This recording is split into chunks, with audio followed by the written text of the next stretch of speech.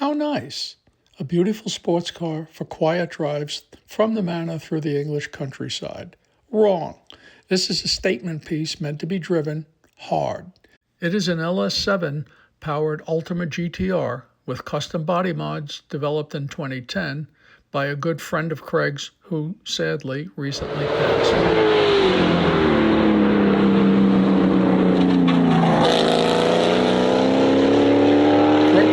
Building the current version over 10 years ago. He recently decided to step up his game to 1,000 horsepower.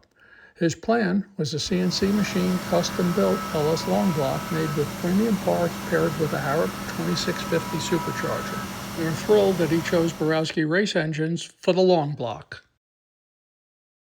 Precision of our CNC diamond hone finish is visually apparent with its perfect crosshatch pattern.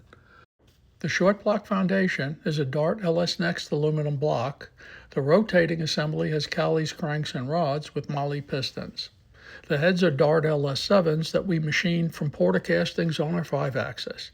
The hydraulic roller valve train features a comp cam, their shaft rockers, and titanium intake valves. The heads are secured with P1 manufacturing studs.